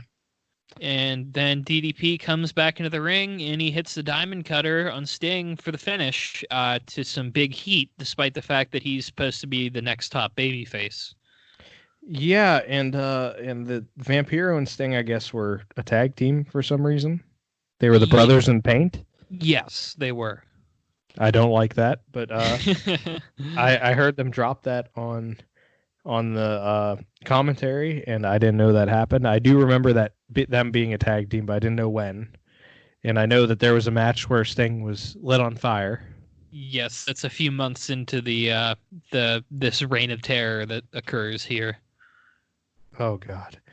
So Jeff Jarrett then decides to get back in the ring with his guitar. Nothing good ever happens when women and Jeff Jarrett are near each other. With guitars. With guitars, yes. Nothing good. Ever. Yeah. Just ask Miss Brooks on TNA when they almost got thrown off a spike. Oh God. My.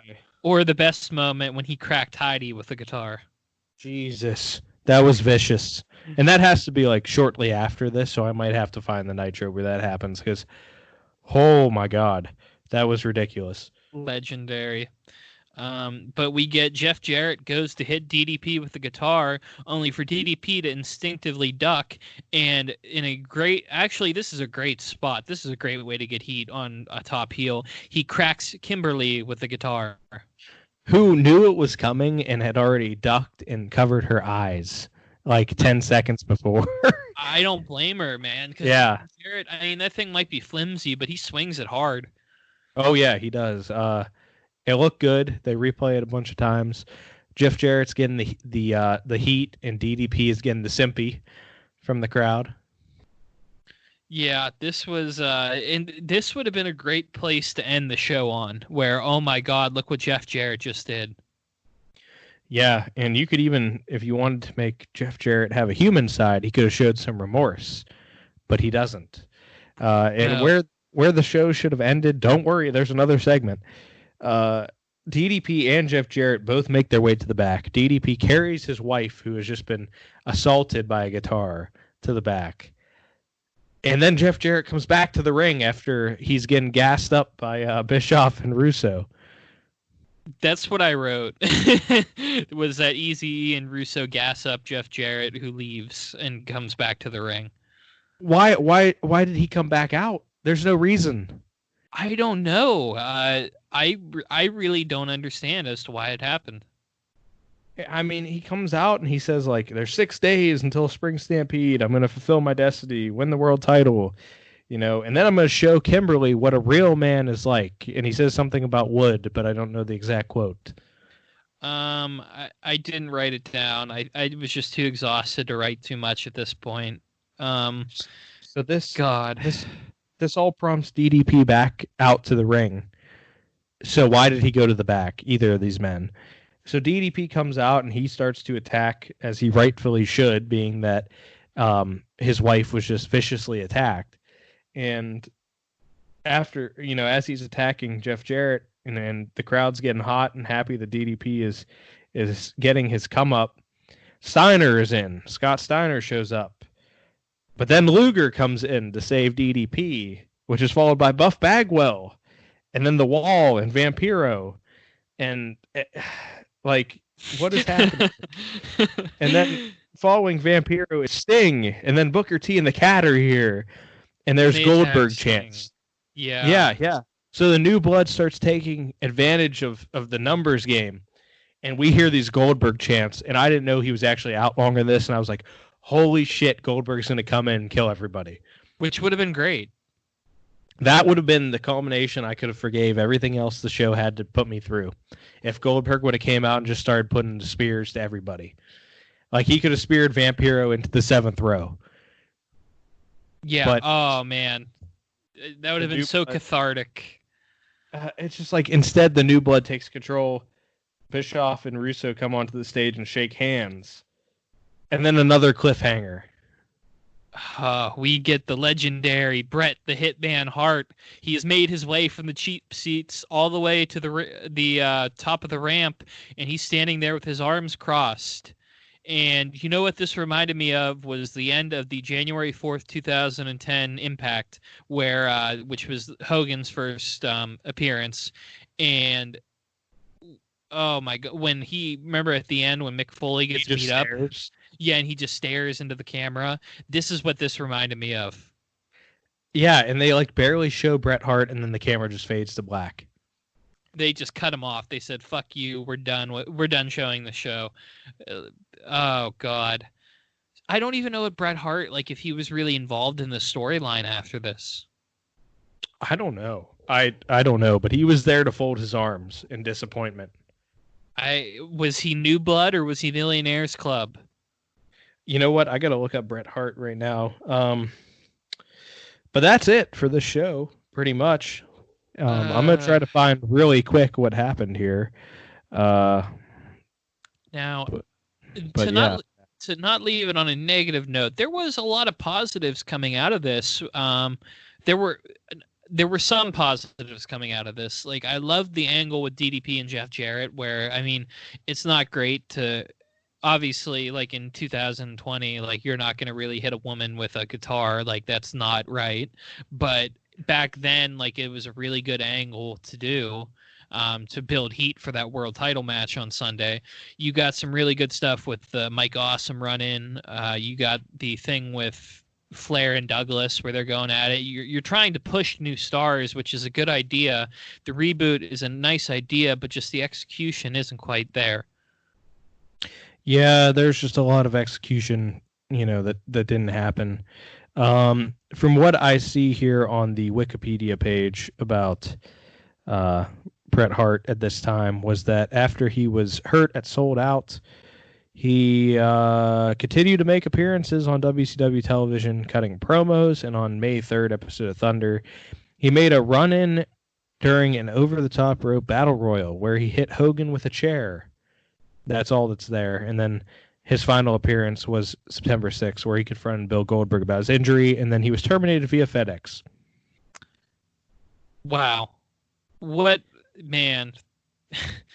I don't even know what to say. Bret, did they think Bret was still able to, maybe he'd be able to wrestle again? Maybe he'd be able to fight Goldberg one last time, or what exactly happened? I don't know. Maybe they were going to try to build up, a style match that they had with him and Vince in 2010 or 11, whatever that was. Maybe something like that with Russo or Bischoff. I don't know. Yeah, maybe they. And back then they didn't know as much about concussions. Concussions weren't considered as serious. I just don't know what they would have done with him in the storyline. It would have been better, I think, if they had Goldberg come in with his sling on and stand there disapprovingly, where you don't know, that he wants to beat up these new blood idiots, but he can't do it because his arm is wrapped up. Yeah, I think if you would have saved this reboot for 2 months down the line when Goldberg's okay and have the same exact ending to the show and have Goldberg come in and clean house, it could have been so much better. Right. But I just don't know what was happening at this point with Bret Hart. There's no reason for him to be there unless you're going to make, just transition him into a commentator or something if you still have to have him honor his contract. Right. I just don't, or a commissioner, make him maybe it might be Russo and Bischoff in charge, but guess what? There's actually 3 men that are in charge, and then Bret's the babyface commissioner that's always getting run down by the heels. Yeah, he could have won his lawsuit from being wrongfully injured and taken out the company. That would have been a little too close to home there. But that would be a great idea. Man, this is just... This was something. I'm glad that we reviewed this, but I don't know if I want to follow up with WCW 2000. Yes, this is the only time I've ever seen Vince Russo's 2000 work, I think, in WCW. I've read about it. I've read the rise and fall, or the death of WCW. Yeah, same here. And they've touched on this, but I never went and actually took the time to see this, and I see why I didn't do that now. We're going to have to watch Bash at the Beach 2000 at some point, though, because that show is like probably the most famous out of all of his, other than the David Arquette stuff that happens. So that's something we might have to watch. Yeah, I mean, we're staying with WCW. The next episode here in our timeline, let me make sure I got this right. It will be the APA, correct? Yes, sir. We will have the APA Barroom Brawl Invitational, which was very fun. But then we stay with WCW. We're keeping the hits coming with this company because we're going to talk about the Worm, Dennis Rodman, and his appearances in WCW. Love it. Love it. And that will be followed by the San Francisco 49ers match, the WCW creation of Vince Russo. So there's a lot of WCW coming. I'm ready for it in these small doses because I think small doses will allow us to be more positive about this and more lighthearted rather than the little rant that we had. But I think we just had to get that off our chests. Yeah, I mean, it was still worth the watch. I'll put it that way. Absolutely worth the watch, just if it was just for the Hogan segment at the end. I mean, I will never forget that for the rest of my life. Man. So Tom will be on the New Blood Rising podcast. Make sure you go grab that today, or if you subscribe to both of us, pretty much you're just the man. And excellent people. So make sure you get that, and then we will be back next week with the APA Invitational for the next Worst of Wrestling segment. It is late right now with this. But we are going to be back with the APA Invitational, which is fun. So make sure you check that out. And definitely leave the 5-star review if you can. Yes, or just any review for us, we would deeply appreciate. Yeah. Just to hear your guys' thoughts. Hit us up on social media at Stranger Rings 1 on Twitter and at Stranger Rings Pod on Instagram. Give us some followers, man. We'll follow you back. You know how it is. We're boys now. Yeah. And just always remember Hulk Hogan's great line from the show if you're going to take anything from it. Yes. Unbelievable, but it doesn't surprise me that he said that. Oh, God. All right. Well, we are going to be back next week with the APA Brawl, so be sure to subscribe to us here and make sure that you get all our updates with these next couple of shows because they're going to be good ones. Hell yeah. All right. We'll see you next week.